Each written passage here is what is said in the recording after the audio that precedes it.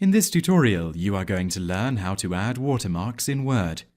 From the Windows Start menu, choose the All Programs menu and then click on the Microsoft Office folder and finally select Microsoft Word 2010.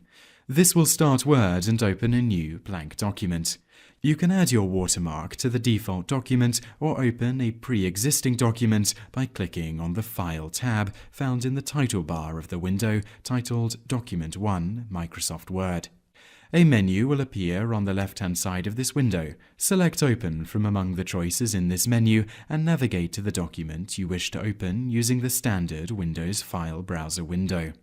Now that your document is open, select the Page Layout tab along the top of the menu to open the Page Layout menu bar. From the Page Background group of commands, select Watermark.